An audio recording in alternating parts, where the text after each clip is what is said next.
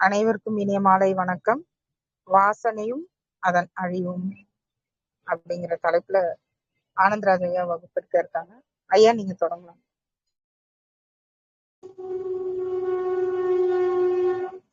அனைவருக்கும் இனிய மாலை வணக்கம். வாசனையும் அதன் அழிவும், அதாவது நம்ம இப்ப யோக வாசிஸ்டர் பார்த்துட்டு இருக்கோம். ஒரு ஆன்மீகத்துடைய ஒட்டுமொத்தமா அதோட வேலை என்னன்னா இதுதான். நம்மளுடைய வாசனை அதை பத்தி எடுத்து சொல்லி அந்த வாசனையை எப்படி நம்ம அழிக்கிறது, இல்ல அதில் பிடியிலிருந்து எப்படி வெளியே வர்றது, இதுதான் நம்ம வேற வேற வார்த்தையால சொல்றோம். ஞானம் அடைதல், முக்தி அடைதல், தன்னை உணர்தல், இப்படிலாம் நம்ம வேற வேற வார்த்தையில சொல்றோம். நம்ம நேத்து கடைசியா அதான் பார்த்தோம், நேற்றைய வகுப்புல பார்த்தோம். அதாவது ஒரு அமைதி இல்லாதவனுக்கு சுகம் கிடையாது.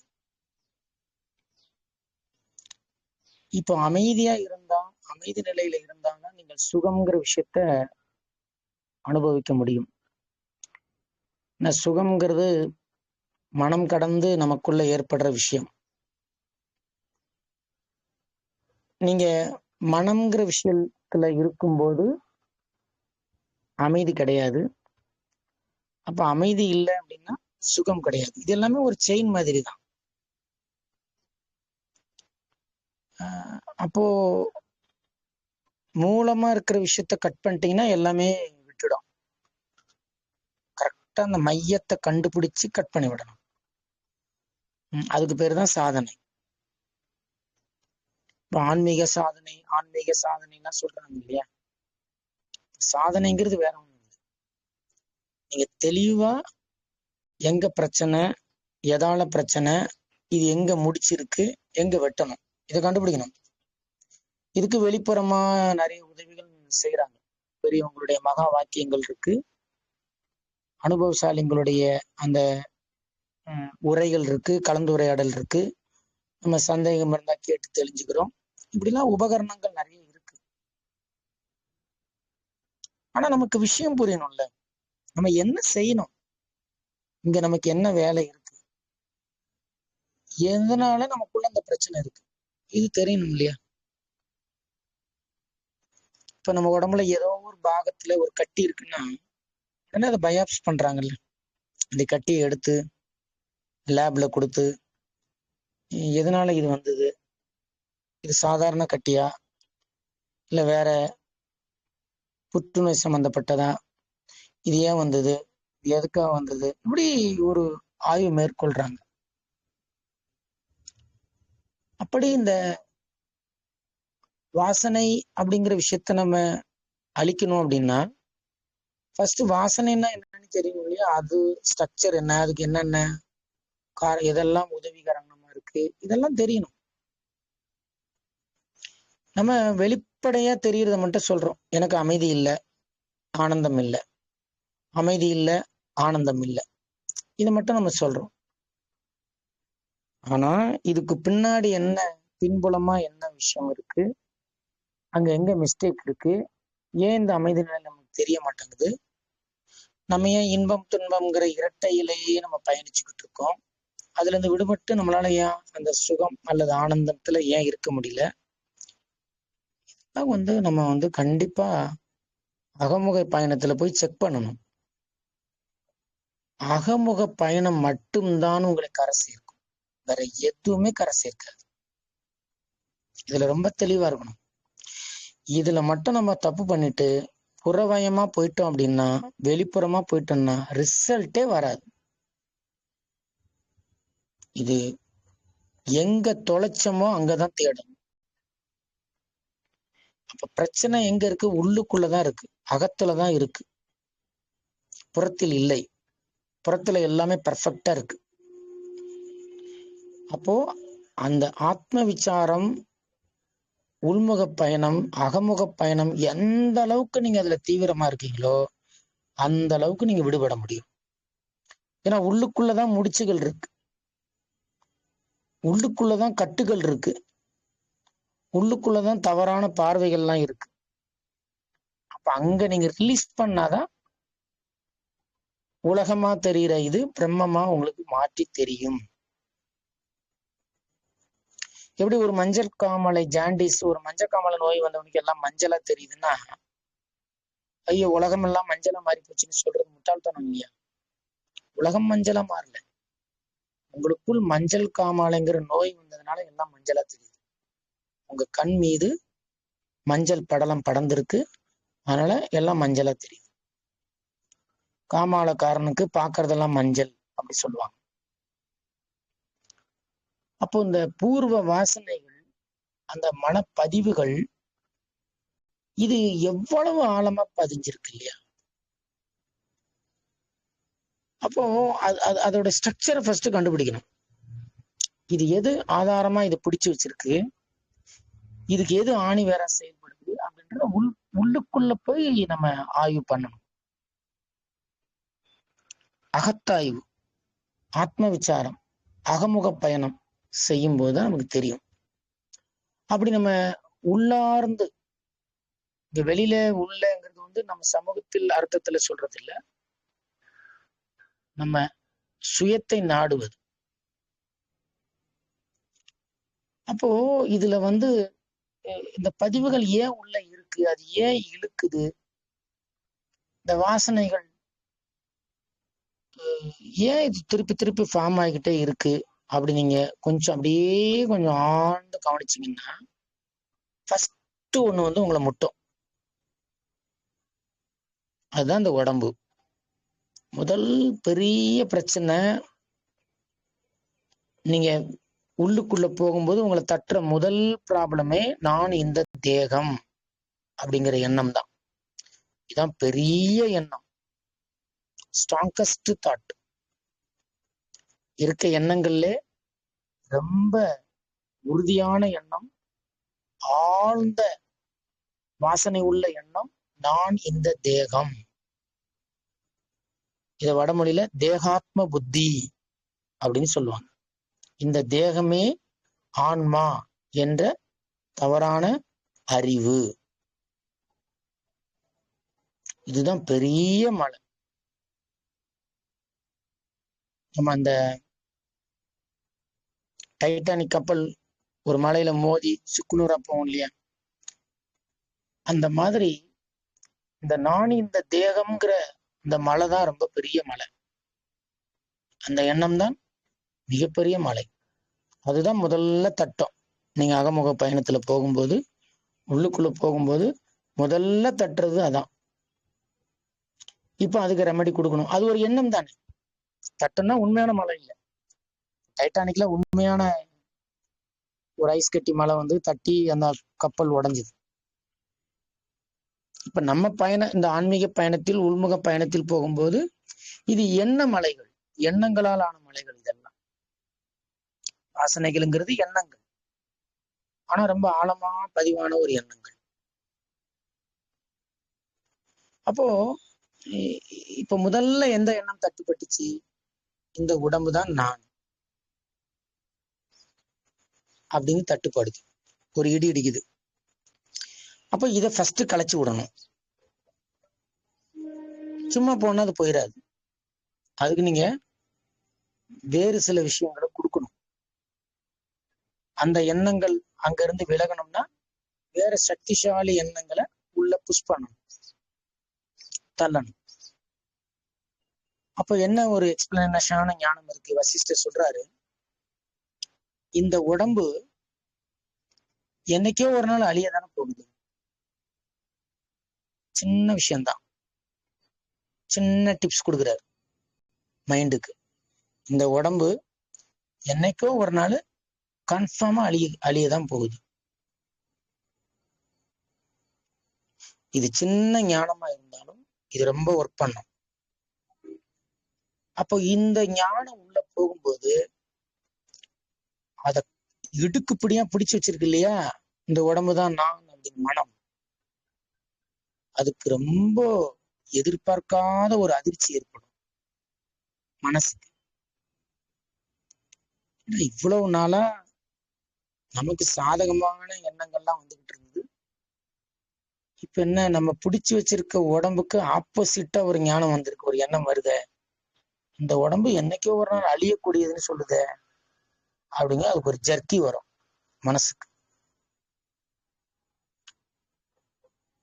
இது வந்ததும் கொஞ்சம் மைண்டு வித்தியாசமா யோசிக்கும். இவ்வளவு நாளா இந்த உடம்பு தான் நான் அப்படின்னு நான் பிடிச்சுக்கிட்டு இருந்தேன். இப்ப புதுசா ஒரு கான்செப்ட் உள்ள வந்திருக்கு. இந்த உடம்பு என்னைக்கும் அழிய போதாமே அப்படிங்கிறது கொஞ்சம் மாத்தி யோசிக்கிற மாதிரி இருக்கும். அப்ப என்ன ஆகும், பட்டு பட்டு பட்டு பட்டுன்னு இந்த எண்ணங்கள் எல்லாம் களைச்சு விட்டுரும். எப்படி சூடு பட்ட உடனே கூட்டமா இருந்த எறும்புகள்லாம் அங்கங்க தசைத்தறிக்கு ஓடுதோ, இருதலை கொல்லி எறும்பு அப்படிம்பாங்க இல்லையா. இரண்டு பக்கமும் நெருப்பு எரியுது, நடுவுல அந்த எறும்பு என்ன பண்ண முடியும்? அந்த மாதிரி இந்த உயர்ந்த சத்தியங்கள் உள்ளுக்குள்ள நீங்க இன்சர்ட் பண்ண உடனே, இந்த ஞானம் உள்ள போன உடனே அந்த வாசனைகள் களைய ஆரம்பிச்சிடும். இந்த மனம் பிடிச்சு வச்சிருக்க எண்ணங்கள்லாம், ஞானம் நெருப்பு இல்லையா, எப்படி நெருப்பப்பட்டு பூச்சிகள்லாம் ஓடிடுமோ அப்படி விலக ஆரம்பிக்கும். சித்த விருத்திகள் நின்று போயிடும். இந்த சித்த விருத்திங்கிறது வடமொழி. சித்தம்னா மனம், விருத்தின்னா தாட்ஸ். நம்ம எல்லாருமே ஒரு விஷயம் அடிக்கடி சொல்றோம், இந்த மனம் எண்ணம் இத பத்தி ஞான மார்க்கத்துல தான் நிறைய பேசுறாங்க, யோக மார்க்கம்லாம் இத ரொம்ப பேசுறது இல்ல அப்படின்னு. ஆனா யோக சூத்திரத்தை எழுதினவர் பதஞ்சலி முனிவர். அவர்தான் யோக சூத்திரம் எழுதினார். யோக மார்க்கத்துக்கான ஒரு ஃபார்முலா அவர் எழுதினதுதான் பதஞ்சலி யோகா.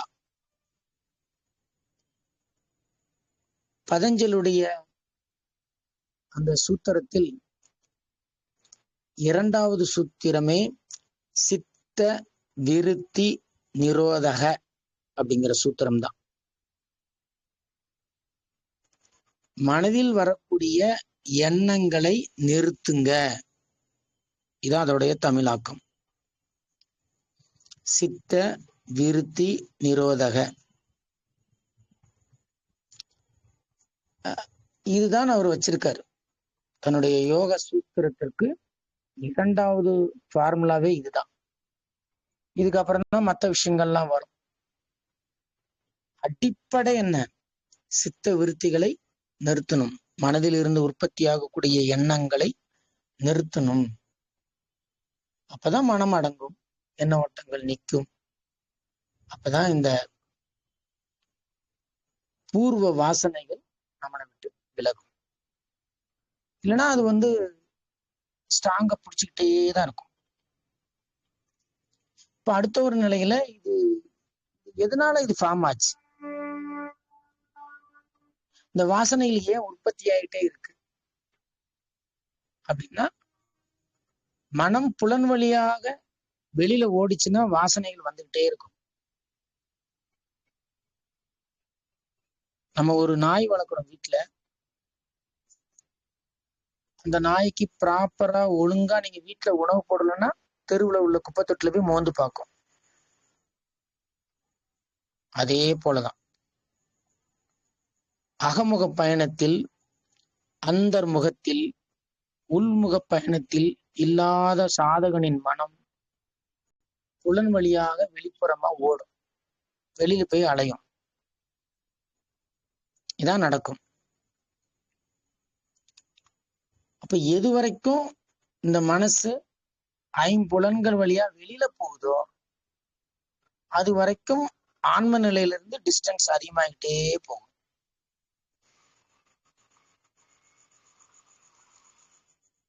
நீங்க கன்னியாகுமரிக்கு போனோம், தப்பா திருப்பதிக்கு போற ட்ரெயின்ல ஏறிட்டீங்கன்னா, நீங்க திருப்பதி ட்ரெயின் கிளம்பின உடனே யார்ட்டும் கேக்குறீங்க, இல்லைங்க இது கன்னியாகுமரி போகாது, திருப்பதி போற ட்ரெயினை விட்டு இறங்கிட்டீங்கன்னா ஒரு 2 ஸ்டேஷன்ல இறங்கிட்டீங்கன்னா ஒரு 5 கிலோமீட்டர் 6 கிலோமீட்டர் தான் தொலைவு. ஆப்போசிட்ல ஏறி திருப்பி நீங்க கன்னியாகுமரி ட்ரெயின் பிடிச்சு போயிடலாம். நீங்க அது பாட்டுக்கு ட்ரெயின் போட்டுன்னு விட்டுட்டீங்கன்னா திருப்பதிக்கே போய் சேர்ந்தோம். அப்ப அங்கே இருந்து திருப்பி நீங்க பழைய இடத்துக்கு வந்து திருப்பி கன்னியாகுமரி ட்ரெயின் பிடிக்கிறதுக்கு ரொம்ப தூரம், ட்ரெயின் மிஸ் ஆயிடும். அப்படி மனம் புலன் வழியாக போகுது, போயிட்டு போட்டோம், மனம் போல போட்டோம், நம்ம இஷ்டப்படி வாழுவோம் அப்படின்னு நம்ம விட்டுட்டோம்னா ஆன்ம நிலை ரொம்ப டிஸ்டன்ஸ் ஆயிரும். இப்ப நீங்க ஆத்ம விசாரம் பண்றீங்க, அகமுக பயணத்துல போறீங்கன்னா we come to close soul conscious, ஆன்ம உணர்வுக்கு அருகில நம்ம வருவோம். அப்ப ரியலைசேஷனே நடக்கல, அதுக்குள்ள நீங்க அந்த பயிற்சி விட்டுட்டீங்கன்னா திருப்பி நீங்க ஆன்ம நிலையில இருந்து ரொம்ப தூரமா போயிடுவீங்க. இப்படிதான் இந்த டிஸ்டன்ஸ் வந்து அதிகமாயிட்டே போயிடும். நீங்க அதை உணரணும், ஆன்ம நிலையை உணர்ந்துடணும். அதுவரை நீங்க முயற்சியை விடவே கூடாது. அதை நீங்க உணராத வரை, அந்த ஆன்ம அனுபவம் உங்களுக்கு ஏற்படாத வரை மனம்ங்கிற தொந்தரவு உங்களுக்கு இருந்துகிட்டு தான் இருக்கும், போகாது. ஆனா நீங்க பிராக்டிஸ் பண்ணும்போது மனம் என்னாகும், உள்புறமா திரும்பி ஆன்ம நிலை நோக்கி போய், இந்த ராமகிருஷ்ணர் சொன்னார் இல்லையா, உப்பு பொம்மை கடலை அளக்க ட்ரை பண்ண மாதிரி அப்படியே ஆன்ம நிலையில உருவிளக்கும். மனம்ங்கிறது வேற ஒண்ணும் இல்லை, ஆன்மாவுடைய ஒரு தவறான ஒரு உருவம் தான். இப்ப அமாவாசைங்கிறோம், ஒரே இருட்டு, நமக்கு ரொம்ப கஷ்டமா இருக்கு இருட்டு. அதே அமாவாசை நிலாதான் பௌர்ணமியா மாறும், இருட்டு இருக்காது, முழுமையா வெளிச்சமா இருக்கும். அந்த மாதிரிதான் மனம் வெளிப்புறமா போக போக போக அமாவாசை நோக்கி போகும், திருப்பி அது உள்புறமா திரும்பும் போது பௌர்ணமியை நோக்கி வரும். இததான் முக்தி அப்படிங்கிறாங்க. நீங்க வெளிப்புறமா போனீங்கன்னா பந்தம், நீங்க உள்முகமா அகமுக பயணத்துல போனீங்கன்னா முக்தி நோக்கி போறீங்க. அப்ப உணர்ந்துட்டீங்கன்னா ஒண்ணுமே பிரச்சனை இல்லை. உணராத வரைக்கும்தான் அது ஒரு முயற்சி மாதிரியும் பயிற்சி மாதிரியும் இருக்கும் ஆரம்பத்தில். இப்ப நம்ம எல்லாமே அப்படித்தானே. இப்ப நம்ம ஒரு சைக்கிள் ஓட்டுறோம்,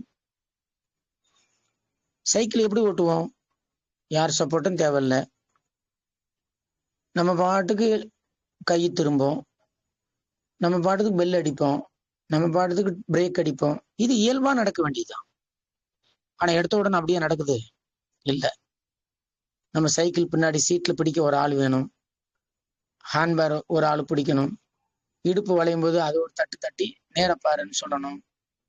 இதெல்லாம் பயிற்சிகள் அவசியம்தான், இதெல்லாம் நம்ம செய்வோம். இப்போ ஒரு ஆள் சொல்லிக்கிட்டே இருக்கணும், நேரப்பாரு நேரப்பாரு, இடுப்பை வளைக்காத இடுப்பை வளைக்காத, சைக்கிள் ஆட்டாத, இப்படி சாயாத அப்படி சாயாத, அப்படி சொல்லிக்கிட்டே தான் இருப்போம். இதெல்லாம் கொஞ்சம் சங்கடமான விஷயம்தான், ஏன்னா இதெல்லாமே பயிற்சிகள். அப்புறம் ஒரு நாள் 2 கையும் விட்டுட்டு விசில் அடிச்சுட்டே போறோம்ல சைக்கிள்ல, அது இயல்பு. அப்ப அந்த இயல்புத்தன்மை நமக்குள்ள இருக்குதான், அந்த பயிற்சி முயற்சியால வரும். அப்புறம் தான் தெரியுது, இது இயல்பாவே நம்ம செய்யக்கூடிய விஷயம்தான், அது நம்ம செய்யாம பிராக்டிஸ் பண்ணாம இருந்ததுனால நமக்கு அது வரல, வேற ஒண்ணும் இல்லை. அப்படி நம்மளுடைய இயல்பு நிலை மனம் இல்லாமல் இருக்கிறது. நம்ம படைக்கப்பட்டது மனம் இல்லாம தான் படைக்கப்பட்டது. அதை மறந்து மனம்ங்கிற நிலைக்கு நம்ம இறங்கி வந்துடுறோம். உண்மையிலே இறங்கி வரல, மறந்து போய் தான் வந்துடும். இப்ப பௌர்ணமிங்கிறதும் நிலாவுடைய ஒரு இது, அமாவாசைங்கிறது நிலா அப்படியே கருத்து போச்சு அப்படி இல்லை, மேலோட்டமான நிலைகள் தான் அதெல்லாம். அப்படிதான் ஆரம்பத்தில் இந்த ஆன்மாவை உணரக்கூடிய நிலைங்கிறது ஒரு பயிற்சி மாதிரி தான் இருக்கும். அது சந்தேகமே இல்லை. கஷ்டமாவும் இருக்கும். என்னடா எண்ணங்கள் வருது, நிறுத்த முடியல, கஷ்டப்படுத்தி நிகழ்காலத்தில் நிக்க வைக்க வேண்டியதா இருக்குது. அப்புறம் டக்குனு எண்ணங்கள் வந்துடுது, திடீர்னு ஒரு இன்பம் வந்துடுது, துன்பம் வந்துடுது. இப்படிதான் அது வந்து வந்துதான் போகும். நம்ம ஃபர்ஸ்ட் சைக்கிள் ஓட்டும் போது அப்படித்தானே இருக்கு. அப்ப நமக்கு நம்பிக்கை கூட இருக்காது. நம்மலாம் வந்து யார் சப்போர்ட் இல்லாம சைக்கிள் ஓட்டுவோமா?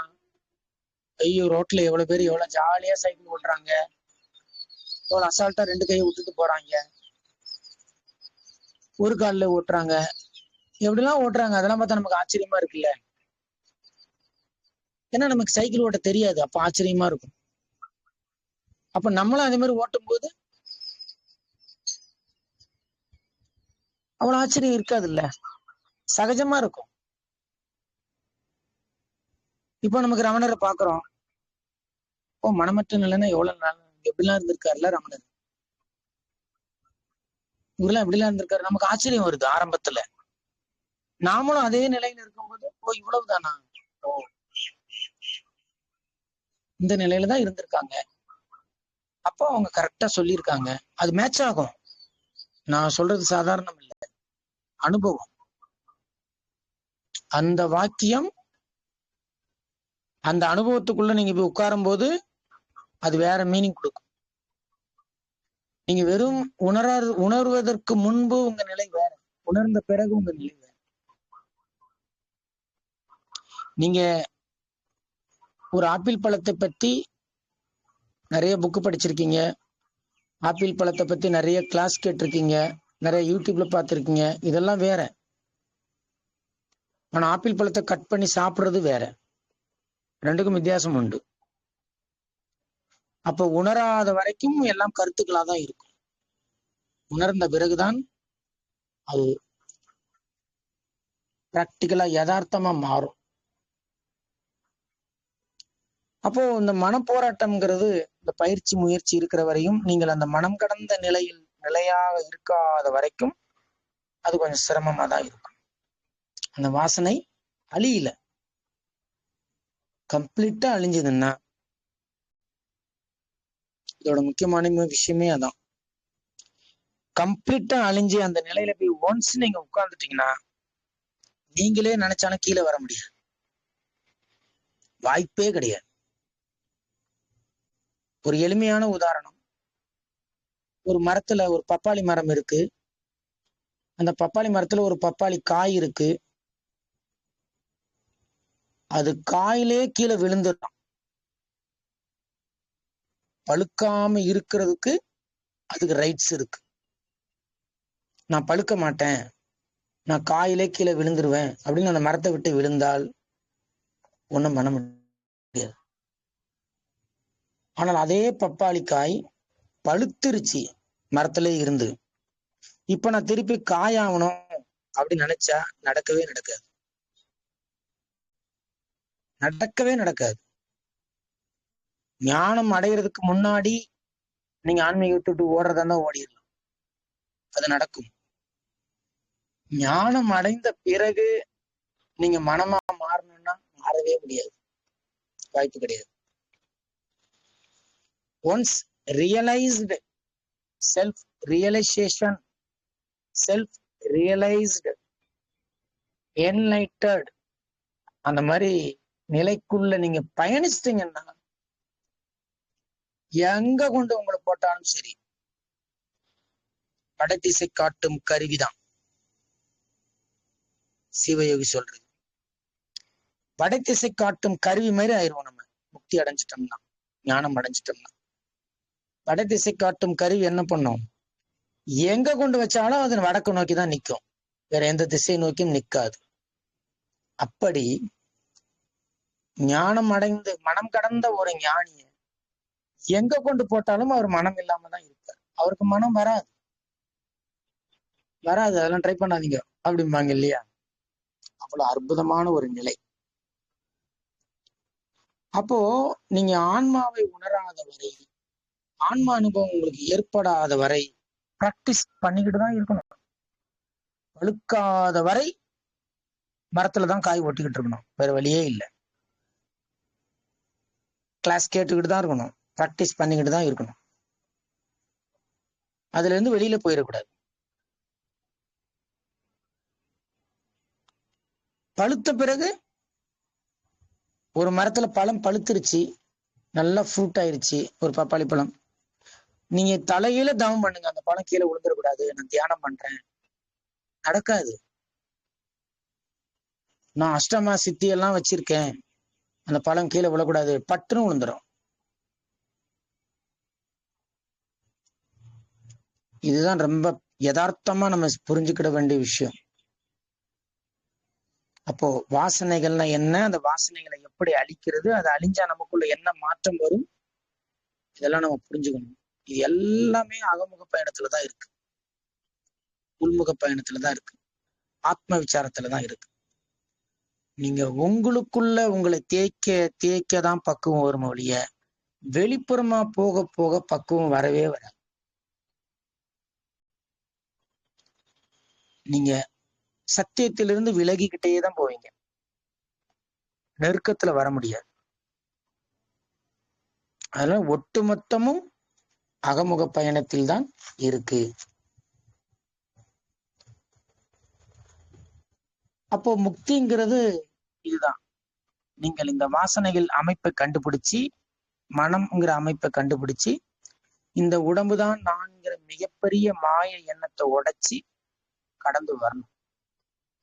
அப்பதான் நமக்குள் சில மனம்ங்கிற உரு இழந்து ஆன்மாங்கிற நிலை நமக்குள் ஏற்படும். அப்ப எப்படி நம்ம இதெல்லாம் இழந்துடுறோம் அப்படின்னா, காட்சிகளில் நம்மளை இழந்துடுறோம். மனம் இருக்கும்போது ஒரு காட்சி உங்களை அசைச்சிரும். அப்ப எப்ப காட்சி கிரியேட் ஆகும்னா, நீங்க தனிப்பொருளா பார்த்தாதான் காட்சி கிரியேட் ஆகும்.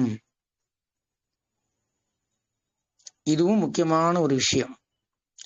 உங்களுக்கு மனதில் எண்ணங்கள் வரணும் அப்படின்னா, இந்த முழு பிரபஞ்சத்தையும் ஒரு பொருளா பார்த்தா உங்களுக்கு எண்ணமே வராது, எண்ணம் வரவே வராது. நீங்க தனித்தனியா பார்த்தாதான் உங்களுக்கு எண்ணம் கிரியேட் ஆகும். நீங்க ஒரு பொருளா பாருங்க, எண்ணம் வராது. அதே தனிப்பொருளா பாருங்க, இது மரம், அப்ப உங்களுக்கு எண்ணம் வந்துடும், இது கொய்யா மரம், இது மாமரம், இது புளிய மரம், ஆட்டோமேட்டிக்கா ஆரம்பிச்சிடும். நீங்க மனிதன் அப்படின்னு ஒரு எண்ணத்துல மாட்டினீங்கன்னா, இது ஒரு ருத்ரமூர்த்தி, இது சரவண ஐயா, இது மோகன் ஐயா, இது மங்கையர்கரசிம்மா, இது சாந்தி அம்மா, இது கீதம்மா அப்படின்னு ஆட்டோமேட்டிக்கா வந்துடும். முதல் சாவியை போடுறதுதான் பிரச்சனை. அப்போ நீங்க காட்சி அதுல விழக்கூடாதுன்னா அந்த காட்சியை வகைப்படுத்தக்கூடாது, எண்ணங்களை போட்டு பார்க்க கூடாது. எண்ணங்களை போட்டு பார்த்தீங்கன்னா ஞானம் போயிடும், ஆன்ம நிலை வராது. அது ஒழுங்கா தானே இருக்கு, அதை உள்ளபடி பார்க்க வேண்டியதானே. நம்ம குழு உள்ள ஆன்ம நலத்திற்கு கூட போட்டிருந்தேன். நிர்வாணம் என்பது உள்ளதை உள்ளபடி எந்த மறைப்பும் இன்றி பார்ப்பது, அது பேர் தான் நிர்வாணம். நிர்வாணம்னா ஆடை இல்லாமல் அடைகிறது இல்லை. ஒரு சத்தியத்தை அது எப்படி இருக்கோ அதை உள்ளது உள்ளபடி நீங்க பாக்குறதுக்கு பேர் தான் நிர்வாணம்.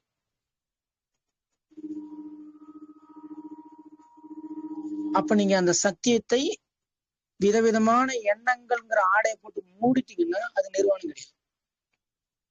அப்ப விதவிதமான எண்ணங்கள்ங்கிற ஆடையை களையணும், அப்பதான் சத்தியம் நிர்வாணமாக எந்த மறைப்பும் இல்லாமல் சத்தியம் வெளிப்படையா தெரியும். அதுக்கு பேர் தான் நிர்வாணம். அதான் புத்தர் சத்தியத்தை நிர்வாணம் அப்படின்னு சொன்னார். எந்த மறைப்பும் இருக்கக்கூடாது, எந்த எண்ணங்களும் இருக்கக்கூடாது. ஒரு எண்ணம் வந்தாலும் அது ஒரு துணி போட்டு மூடிடுற மாதிரி. ஏன்னா அங்கே சத்தியம் தெரிய வாய்ப்பு கிடையாது. அது நம்ம இழந்துருவோம். ஒரு வைரம் இருக்கு, அந்த வைரம் நல்லா ஜொலிக்குது. நீங்க ஒரு தட்டு ஃபுல்லா குப்பை கொண்டு வந்து அது மேல கொட்டிடுறீங்க. அந்த குப்பை கொட்டினோன்னு வைரம் ஜொலிக்கிறது உங்களுக்கு தெரியாது. வைரம் ஜொலிப்பது மறைக்கப்பட்டிருக்கு. ஸ்டில் வைரம் ஜொலிச்சுக்கிட்டு தான் இருக்கு. மேல கொட்டின குப்பை அந்த ஜொலிப்பை மறைச்சிருது. அதே மாதிரிதான் இந்த ஆன்ம நிலைங்கிற அந்த மெய்யறிவை எண்ணங்கள்ங்கிற குப்பைகள் மறைச்சிருது, தெரிய மாட்டேங்குது.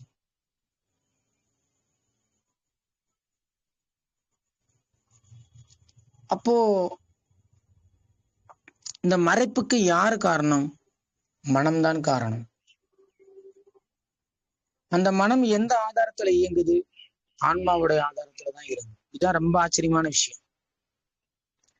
மனம்னு ஒரு தனி பவர்லாம் கிடையாது. அந்த மனமே ஆத்மாவுடைய சக்தி எடுத்துதான் பயன்படுத்தும். அதாவது ஒரு பழமொழி இருக்கு இல்லையா, நான் அவள் கொண்டு வரேன் எங்க வீட்டுல இருந்து, நீ உங்க வீட்டுல இருந்து உமி கொண்டு வா, 2 பேரும் கலந்து ஊதி ஊதி சாப்பிடலாம் அப்படின்னு ஒரு பழமொழி இருக்கு. இதான் மைண்டோடைய டைலாக். மனம் அப்படிதான் சொல்லும். நான் உமி எடுத்துட்டு வரேன், நீ அவள் எடுத்துட்டு வா, 2யும் கலந்து ஊதி ஊதி சாப்பிடலாம். பெனிஃபிட் யாருக்கு? மனசுக்கு தான். மனசு வெறும் உமி. ஆனா அவள் எடுத்துட்டு வந்தது ஆன்மாதான். இவர் ஆன்மாவுடைய அவள் எடுத்து சாப்பிட்டுட்டு, நானும் தானே என் பங்கு கொடுத்தேன், உமி கொடுத்தேன்ல, உனக்கு உதவாத உமி. அப்படி எண்ணங்கள்ங்கிற உமியை வச்சு பயன்படுத்தி ஆன்மாங்கிற அவளுடைய சக்தியை மனம் சாப்பிடுது. அப்போ இந்த சிவ ஒளியே நம்மளால உணர முடியல. ஏன்னா வைரம் மேல குப்பை கொட்டி வச்சிருக்கு. வைரம் ஜொலிக்குது, என்னால பார்க்க முடியல. ஏன்? மனம்ங்கிற குப்பை நிறைய எண்ணங்களை கொட்டி வச்சு. இப்ப என்ன பண்ணும்?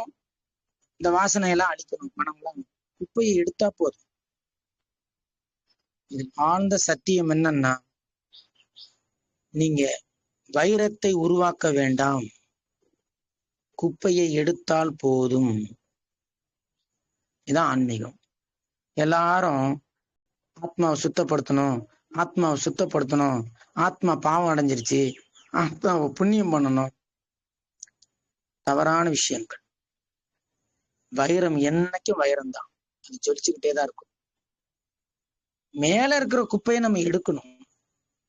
அதை மறைச்சுக்கிட்டு இருக்க எண்ணங்களை எடுக்கணும். அதை மனம்ங்கிற மாயையை, அந்த காணல் நீரை விளக்கணும். அப்பதான் சுகம் துக்கம்ங்கிற இருமை உங்களை பாதிக்காது. வைரத்தை காணும் கதறோம், துன்பப்படுறோம், வேதனைப்படுறோம், மன அழுத்தம் வருது, என்னென்னமோ நடக்குது. ஆனா ஆச்சரியம் என்னன்னா, வைரம் காணாமலாம் போல, எண்ணங்கள் மூடிக்கிட்டு இருந்தது, குப்பைகள் மூடிக்கிட்டு இருந்தது.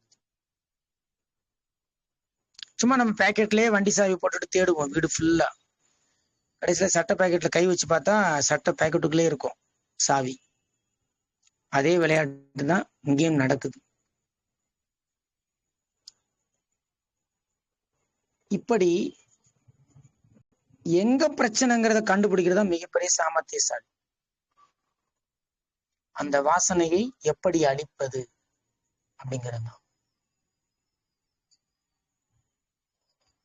அப்போ இந்த உயர்ந்த நிலை, இந்த வாசனையை அழிப்பதற்கு, இந்த எண்ணங்களை விளக்குவதற்கு என்னென்ன செய்யலாம் அப்படிங்கிற டெக்னிக்கும் வசிஷ்டர் சொல்றார். முதல்ல தத்துவ ஆய்வு இருக்கணும். ஒரு ஆராய்ச்சி பண்றது. இந்த தத்துவங்கள்லாம் இருக்கு இல்லையா, பிரபஞ்ச இயக்கம், படைப்புகள், இதெல்லாம் கொஞ்சம் யோசிச்சு பார்க்கணும். அப்புறம் ஞானம் இருக்கணும். ரெண்டாவது விஷயம், தத்துவத்தை ஆராய்ச்சி பண்றது, அப்புறம் ஞானம் இருக்கணும். மூணாவது வாசனையை பத்தி புரிஞ்சுக்கணும். இந்த வாசனைகள்லாம் எங்க இருந்து கிரியேட் ஆயிருக்கு, எது பேஸ் பண்ணி கிரியேட் ஆகுது, இந்த எண்ணங்களுக்கெல்லாம் என்ன காரணம், இதெல்லாம் இருக்கணும். அப்போ இதெல்லாம் நம்ம தெரிஞ்சுக்கிட்டாதான் இந்த வாசனைகளை நம்ம ஒழிச்சு அந்த மனமற்ற நிலைக்கு நம்ம டிராவல் பண்ண முடியும். அப்போ அதுக்கு என்ன பயிற்சி? ஒட்டுமொத்த பிரச்சனை என்னன்னு தெரிஞ்சிருச்சு, மனம்தான். ஒத்த சொல்றதா மனம்.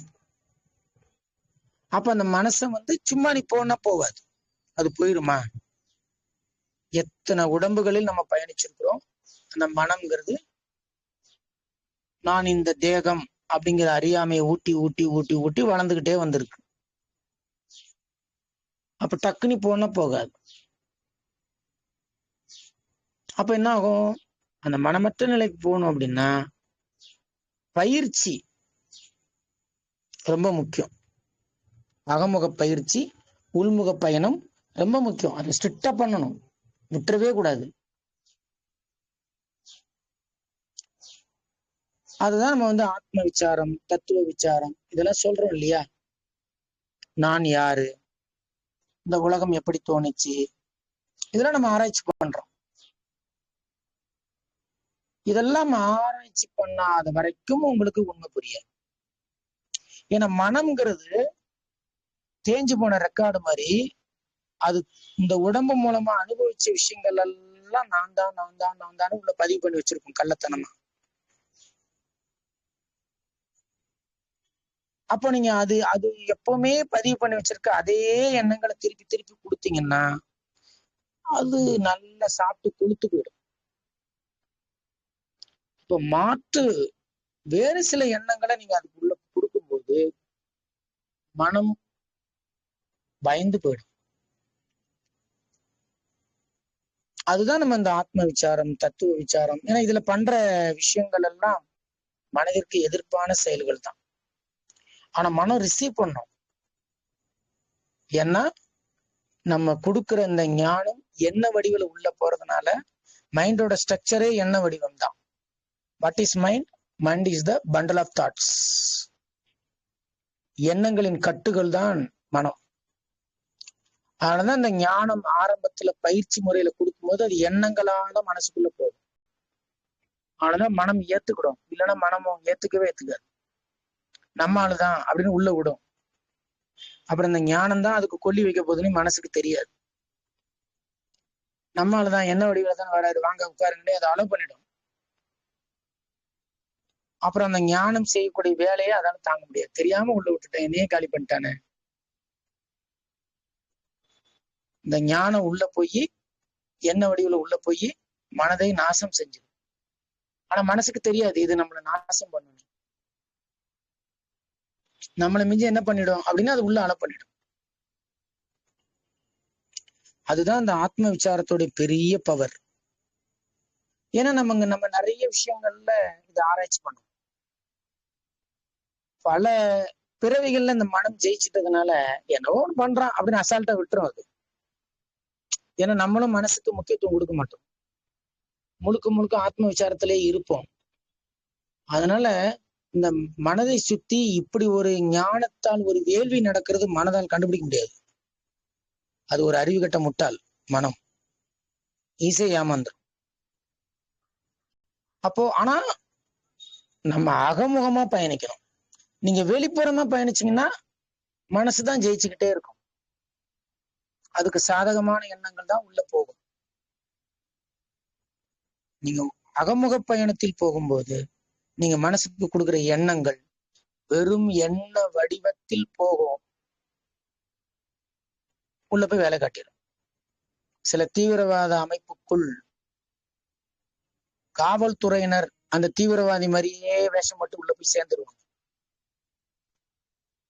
அதே மாதிரி தீவிரவாதிகளும் சில அரசாங்க கூட்டத்துக்குள்ள அரசாங்க ஸ்டாஃப் மாதிரியே உள்ள சேர்ந்து சூனியம் வச்சிருவாங்க.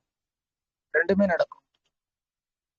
அப்படிதான் இந்த ஞானம்ங்கிற எண்ணங்கள் மூலமாக மனதை நம்ம நாசம் பண்றோம்.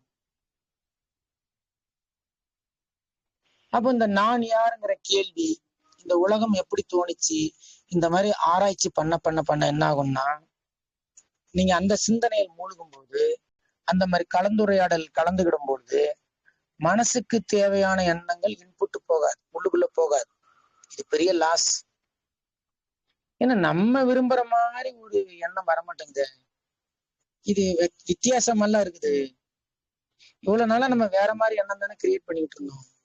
இப்ப என்னாச்சு, இந்த 5 புலன்களுக்கும் உலகம் சார்ந்த விஷயமே உள்ள வரமாட்டேங்குது அப்படின்னு மனம் மிரண்டு போயிடும். இதுதான் இந்த வாசனையை அழிக்கிறதுக்கான ஐடியா. அப்போ இந்த தத்துவ விசாரணை, இந்த சத்தியங்களை பத்தி நம்ம யோசிச்சு யோசிச்சு திருப்பி திருப்பி திருப்பி திருப்பி பேசுறது, அசை போடுறது, இது ஒரு பெரிய அடி. அழிக்கிறத பத்தி சொல்றாரு வாசனை. குரு வாக்கியத்தில் அசைவற்ற ஈடுபாடு. குரு என்ன சொல்றாரோ அப்படியே நம்புறது, ஃபுல் இன்வால்மெண்டோட. 2 ஃபர்ஸ்ட் சொன்னாரு, நீயா உள்ள போய் ஆராய்ச்சி பண்ணு. 2வது, வெளியில இருந்து ஒரு தலைவர் புஷ் பண்ணி நம்மளை உள்ள தள்ளுறாரு, அவர் தான் குரு. அதையும் பிடிச்சுக்கோ. ஏன்னா சும்மா இல்ல, நீங்க வாசனை அழிக்கிறதுனா விளையாட்டு கிடையாது. நீங்க மிகப்பெரிய ஒரு தீவிரவாதியை நீங்க காலி பண்ணணும்னா எல்லா ஃபோர்ஸையும் யூஸ் பண்ணணும், கம்ப்ளீட்டா சுத்து போடணும். சுத்து போட்டாதான் அது தப்பிக்க முடியாது, நீங்க என்கவுண்டர் பண்ண முடியும். அப்ப மிகப்பெரிய பவர், சாதாரண பவர்லாம் யூஸ் பண்ணா செல்லாது. மனசுகிட்ட பெரிய வெப்பன் என்னது? அகமுக பயணம், ஆத்ம விசாரம், தத்துவ விசாரணைங்கிறது. அடுத்தது குரு, இன்னும் ரொம்ப பவர்ஃபுல். அவர் குரு வேற இருப்பாரு கூட, அவருடைய மகா வாக்கியங்கள் அதை வேற ஸ்ட்ராங்கா பிடிக்கிறது. அடுத்தது தன்னை பற்றிய ஆய்வு, நம்மளை வேற அப்பப்ப அனலைஸ் பண்றது. நான் யாரு, எனக்கு இந்த எண்ணம் எப்படி வருது, ஏன் வருது, நான் ஆன்மாதானே, மனம் ஏன் உருவாகுது, நீ எங்கிருந்து வர, இப்படி அதை கொஸ்டின் பண்றது. இப்படி 4 பக்கமா நீங்க அதை போட்டு படாத பாடுபடுது. ஒரு பக்கம்னா சமாளிச்சிடும் மனசு, 4 பக்கமும் வெப்பன். என்ன பண்ண முடியும்? 4 பக்கமும் அம்பு விடும்போது சத்துரு என்ன ஆகும்? எதிரி.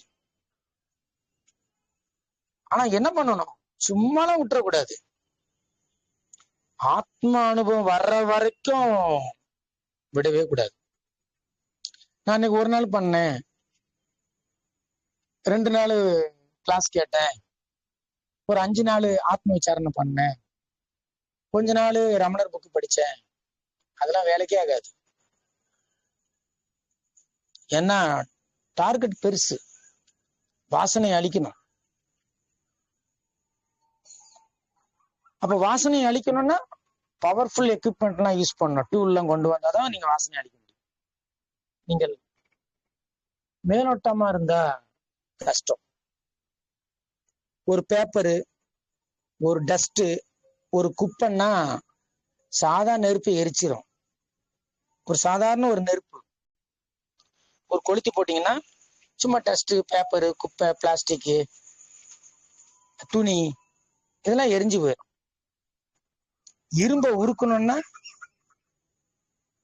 உருக்கணும்னா ஒரு பேப்பர்ல நெருப்பு போட்டு சும்மா அப்படி போட்டீங்கன்னா இரும்பு உருகிடுமா?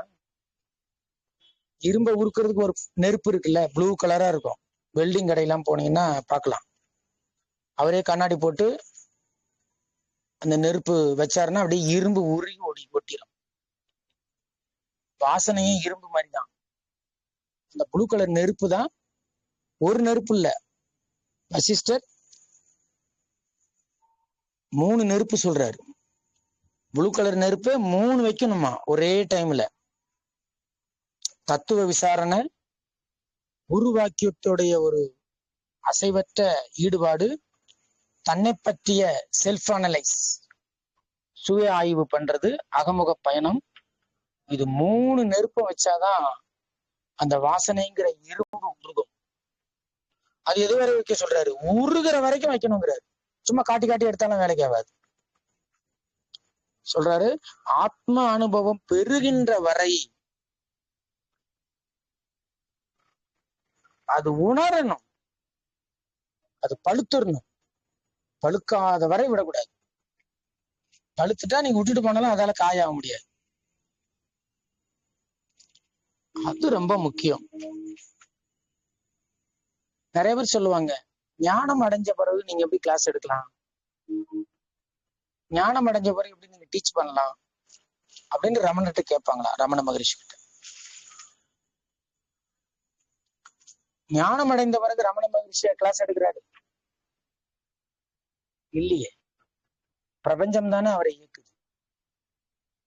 அப்ப பிளான் பண்ணிலாம் அவர் மைண்ட் எல்லாம் கொண்டு வர மாட்டார்ல பகவான்.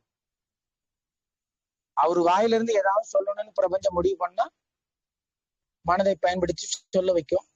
அப்புறம் மனம் மறைஞ்சு போயிடும்.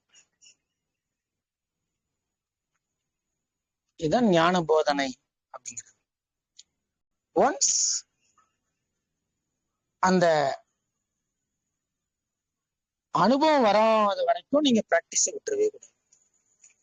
எளிமையான விஷயம் என்னன்னா, எனக்கு ரிசல்ட் வரலன்னா உழைக்கலன்னு அர்த்தம். அதை ஒத்துக்கணும். ஃபர்ஸ்ட் ஹார்ட் ஒர்க் பண்ணல, சும்மா வந்துருமா?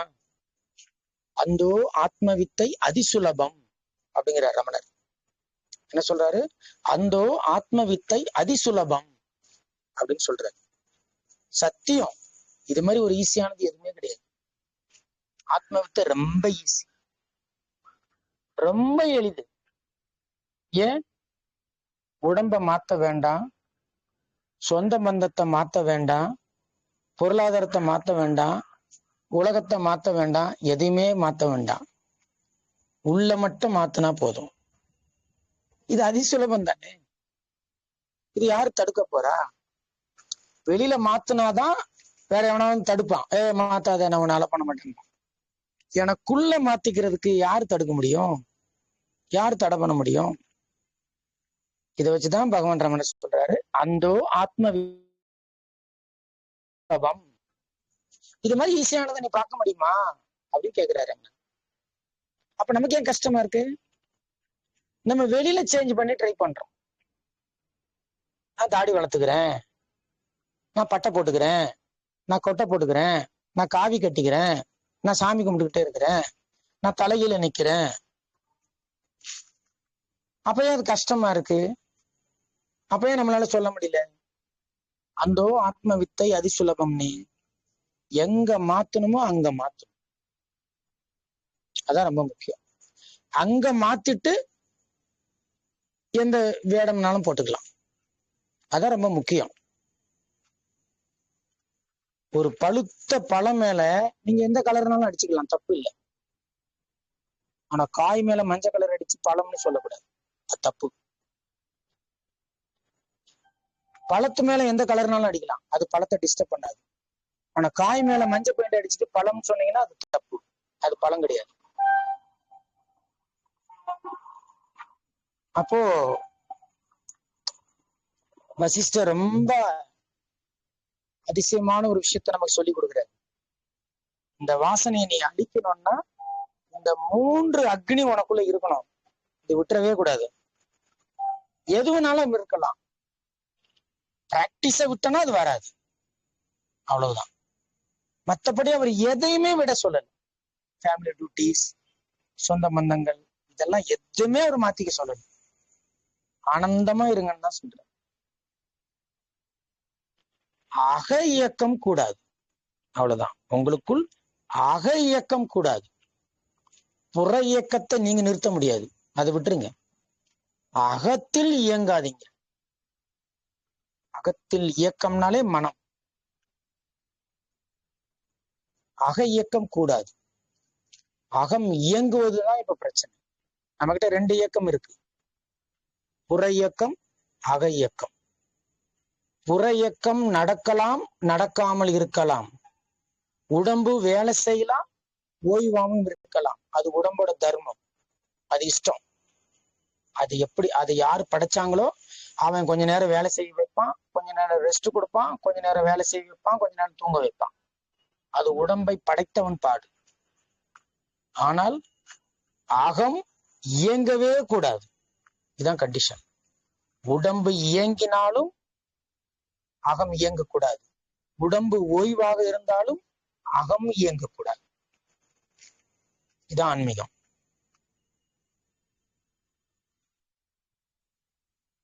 பின்னாடி யோக வசிஷ்டர்ல சொல்றாரு, எல்லாம் ராமருக்கு சொல்றாரு வசிஷ்டர். அப்போ இதுதான் ரொம்ப முக்கியமான விஷயமா இதுல சொல்றாரு.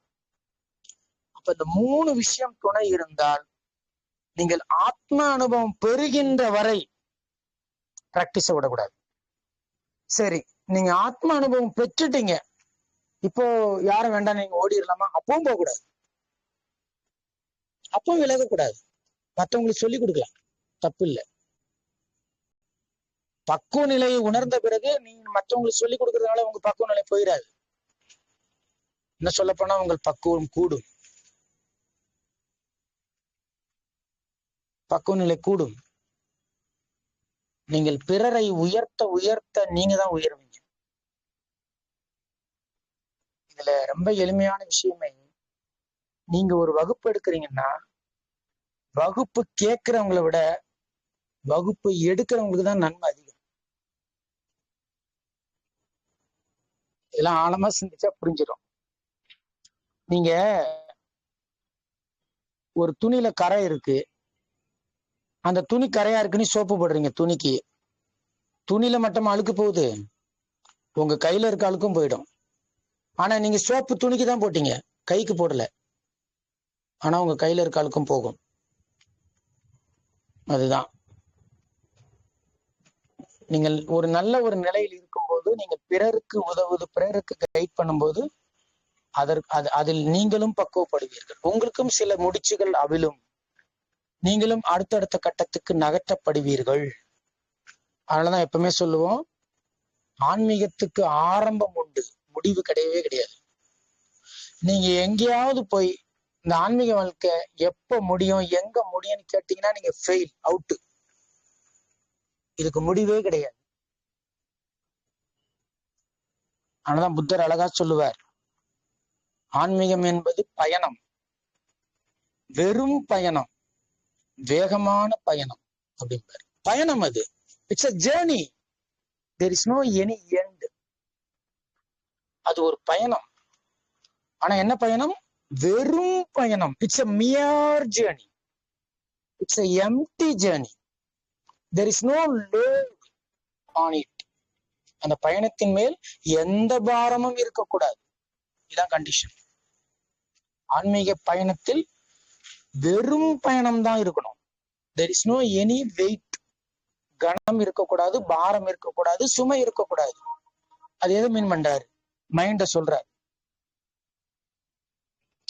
நெஞ்சு பாரமா இருக்குன்னா நெஞ்சுக்குள்ள கல்லையா தூக்கி வச்சுட்டீங்க, எண்ணங்கள் தேவையில்லாத எண்ணங்கள் உள்ள உட்கார்ந்துருக்கு, அதான் அவங்க நெஞ்சு பாரமா இருக்கு.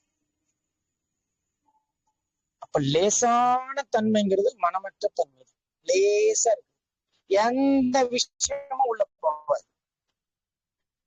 உள்ள போனதானே பாரம், உள்ளேயே போகாது. அப்படி இந்த ஞான வாழ்க்கைக்கு முடிவே கிடையாது, தொடர்ந்த பயணம்தான். உடம்பு இருந்தாலும் இல்லைனாலும், உடம்பு இருந்தாலும் இல்லைனாலும். இந்த உடம்பு போன உடனே பயணம் முடிஞ்சிருச்சுன்னா சொல்லுவாங்க, அப்படிலாம் கிடையாது. ஆன்ம நிலைக்கு முடிவே கிடையாது, தோற்றமும் கிடையாது. அப்போ இங்க சொல்றாரு, அந்த அந்த அனுபவம் உங்களுக்கு வர்ற வரைக்கும் நீங்க இந்த பிராக்டிஸ் பண்ணிக்கிட்டே தான் இருக்கணும். ஆனா அது வெளியில இருந்து உங்களுக்கு சொல்லியே கொடுக்குறாங்க இல்லையா, அது எப்படி இருக்குன்னு நமக்கு சாஸ்திரங்கள் சொல்லுது, பெரிய மகான்கள் நமக்கு சொல்லி வச்சிருக்காங்க. அத முயன்று கொண்டே இருக்கணும் அப்படின்னு வசிஷ்டர் சொல்றாரு. இன்னைக்கு ஒரு அடி அடிக்கிறோம், கொஞ்சம் நகருது, நாளைக்கு ஒரு அடி, இப்படிதான். அப்படியே அடிச்சு அடிச்சுதான் நம்ம கொண்டு வரணும். இது ஒன்றும் மார்க்கெட்டிங் கிடையாது. Spirituality is not a marketing. There is no any target. இதுல டார்கெட்டு, இன்சென்டிவ், அச்சீவ்மெண்ட் இதெல்லாம் ஒண்ணுமே கிடையாது. ஜஸ்ட் ஜேர்னி, இன்னர் ஜேர்னி, அவ்வளவுதான். பிரபஞ்சம் தினந்தோறும் உங்களுக்கு சில மர்மங்களை முடிச்சவிழ்க்கும், சில இதழ்களை விரிக்கும் உங்கள் வாழ்க்கையில். அது எப்படிப்பட்ட இதழ்களாக இருந்தாலும் பரவாயில்ல, ஏற்றுக்கொண்டு பயணிச்சுக்கிட்டே இருக்க வேண்டியதான். இதுல வேற ஒண்ணுமே இல்லை. கொஞ்ச நாள் போனா ஒரு ஒரு செடி கொடி மேல இருக்கிற பனித்துளி மறைகிற மாதிரி இந்த உடம்பு மறைஞ்சிடும். ஒரு பனித்துளி மாதிரி தான் அந்த உடம்பு, அப்படியே மறைஞ்சிடும், ஒரு நாள் மறைந்து விடும். அப்போ உங்க இருப்பு நிலை மட்டும்தான் இருக்கும். அந்த இருப்பு நிலை தான் இப்பவும் இருக்கு. அந்த இருப்பு நிலை மேல ஒரு பனித்துளி மாதிரி இந்த உடம்பு உட்கார்ந்துருக்கு. இந்த தேகத்தை சரியா புரிஞ்சுக்கிட்டீங்கன்னா அப்படியே முடிச்சா வந்துடும், மலர்ந்துடும். அப்போ இந்த தேகம்ங்கிறது தனி உருவம் கிடையாது. கொஞ்சம் ஃப்ரீசர்ல இருக்கிற ஐஸ் கட்டி மாதிரி. நீங்க ஃப்ரீசர் பாக்ஸ்ல குட்டி குட்டி ஐஸ் பீஸ் இருக்கும் பிளாஸ்டிக்ல, அதுல தண்ணியை ஊத்தி உள்ள வச்சீங்கன்னா குட்டி குட்டி ஐஸ் கட்டியா கொட்டும். அதுதான் இந்த உடம்பு. இப்படி எங்கும் நிறைந்த அந்த பிரம்மங்கிற தண்ணிய பிரபஞ்சம் வெவ்வேறு சைஸ்ல உரைய வச்சிருக்காங்க அங்க. அதான் மரம், செடி, நாய், பூனை, மனுஷன், இந்த ஐஸ் கட்டி இதெல்லாம் ஆங்காங்கு கரைஞ்சிடும். அதுக்கு பேர் தான் மரணம். அது தண்ணி ஆகும், திருப்பி இன்னொரு சைஸ்ல ஐஸ் கட்டி வந்துடும். இதுதான் பிறப்பு இறப்பு. மரணம் பிறவாமை அப்படின்னு அர்த்தம். தண்ணியாவே இருப்பாங்க, ஐஸ் கட்டியா அவங்க மாற மாட்டாங்க. அவங்கதான் மகான்கள். தண்ணியாவே சும்மா இருப்பாங்களா? சும்மாலாம் இருக்க மாட்டாங்க. யாரெல்லாம் ஐஸ் கட்டியா இருக்காங்களோ அவங்க தண்ணியா மாறுறதுக்கு ஹெல்ப் பண்ணுவாங்க. இதான் மகான்கள் பண்ணிக்கிட்டு இருக்காங்க. ஒரு ஒரு உண்மையை சொல்லி நம்ம இன்னைக்கு வகுப்பை முடிச்சிடலாம். இது யாரால ஏத்துக்க முடியும் அப்படிங்கிறதுலாம் எனக்கு தெரியல. இப்ப கூட நம்ம கிட்டத்தட்ட ஒரு 8-9 மாதங்களாக இந்த ஞானம், இந்த ஆன்மீகம் இது சார்ந்து நம்ம எல்லாரும் பேசுறோம், கலந்துரையாடல் பண்றோம், விவாதிக்கிறோம்னா நம்ம பிளான் கிடையாது. தயவு செஞ்சு அப்படி யாருமே நினைக்காது. நம்ம ஏதோ பிளான் பண்ணி இந்த குழுவுக்குள்ள வந்தோம், நம்ம ஏதோ திட்டம் போட்டு இந்த குழுக்குள்ள வந்து நீங்க ஞானத்தை கேட்டுக்கிட்டு இருக்கோம். கிடையவே கிடையாது. இது மிகப்பெரிய மாயை. எல்லாம் வேற பவர்ல தான் இயங்கிக்கிட்டு இருக்கு. நீங்க சும்மா ஒண்ணும் இந்த மாதிரி எல்லாம் ஞானத்தை வர முடியாது, கேட்க முடியாது, போயிடலாம் முடியாது. இதுக்கு பின்னாடி எத்தனை மகான்களுடைய ஒர்க் இருக்குன்னு அது உணர்ந்தவங்க தான் கண்டுபிடிக்க முடியும். ஏன்னா அவங்களுக்கு எல்லாம் உடம்பு கிடையாது, ஒண்ணும் இல்லை. ஒரு 3 மாத காலம் நீங்க முமுட்சுவா இந்த ஆன்மீகத்தில் மிக ஆர்வமாக இருங்க. நிச்சயமா உங்களுக்கு ஒரு தொடர்பு கிடைக்கும், ஒரு மகானுடைய தொடர்பு கிடைச்சிடும். போன் மூலமாவோ, புக்கு மூலமாவோ, யாரு மூலமாவோ நீங்க பேசுவீங்க. உங்களுக்கே ஆச்சரியமா இருக்கும், இது எப்படி நடக்குது, இது எப்படி நடந்தது. அதெல்லாம் லாஜிக்கெல்லாம் டேலி ஆகாது. உங்க மனசு புத்தி எல்லாம் கொண்டு வச்சீங்கன்னா ஆன்சர் டேலி வராது. ஆனால் நடக்கும், நடந்தே தீரும். ரமணர் சொன்ன மாதிரிதான், சிங்கத்தோட வாயில இருக்கிற மாமிசம் தப்பிக்கவே முடியாது. அந்த மாதிரிதான் இந்த சத்தியங்களை நீங்க கேட்டு இது உள்ளுக்குள்ள போய் விதையா உட்கார்ந்துச்சுன்னா அதுல இருந்து தப்பிச்சு செல்லலாம் முடியவே முடியாது. விலகி சென்றாலும் என்னைக்காவது ஒரு நாள் இந்த சத்திய விதைகள் முளைச்சே தீரும். இது மண்ணில் விதைக்கப்பட்ட விதைகள், கல்லில் விதைக்கப்பட்டது கிடையாது. நிச்சயமா எப்ப முளைக்கும்லாம் தெரியாது, ஆனால் முளைச்சே தீரும். முளைக்காமல் போகவே போகாது. இந்த பிரபஞ்சம் அவ்வளவு சிறப்பாக இயங்கும். அதனால இவங்க இன்னும் ஞானம் அடையலையா, அவங்க இன்னும் ஞானம் அடையலையா, அவங்களுக்கு இதெல்லாம் நமக்கு தேவையே இல்லை. விவசாயியுடைய கடமை விதைப்பது. முளைப்பது முளைக்காதது விதைக்கு சொந்தக்காரனை யோசிக்கணும். நமக்கு தேவையில்லை. அது படைத்தவன் பாடு. நமக்கு அது தேவையே இல்லை. நம்ம பயணிப்போம். உடம்பில் இருக்க வரைக்கும் சத்தியங்களை சொல்லி கொடுத்து பயணிச்சுக்கிட்டே இருப்போம். அவ்வளவுதான். வேற சிந்தனையே நமக்கு வேண்டியதில்லை. யாரு கேட்கிறா, யாரு பிராக்டிஸ் பண்றா, அதெல்லாம் நமக்கு அவசியமே இல்லை. நம்ம விதைக்கிறதோட நம்ம வேலை முடிஞ்சு போச்சு. நம்ம அந்த பிரபஞ்சத்துக்கு நன்றி சொல்லி நம்ம அமைதியா இருந்துட வேண்டியதான். ஏன்னா இவ்வளவு பெரிய பிரபஞ்சத்தை இயக்குற அந்த மகா சக்திக்கு எதுதான் தெரியாது? அறிவே சொரூபமான அந்த சிவத்திற்கு எதுதான் தெரியாது? அதுக்கு எல்லாமே தெரியும். நம்ம ஒண்ணும் சொல்லிக் கொடுக்க வேண்டாம். நம்ம பேசாம இருந்தா போதும், அது எல்லாத்தையும் பர்ஃபெக்டா பண்ணும். அது அருமையா கச்சிதமான ஒரு சக்தி இந்த பிரபஞ்சம். அதுல எங்குமே தப்பு வராது. தப்பு வர மாதிரி தோணுதுன்னா அங்க மனசுலதான் தப்பு இருக்குன்னு அர்த்தம். நம்ம புரிஞ்சுக்கணும். அனைவருக்கும் நன்றி, வணக்கம்.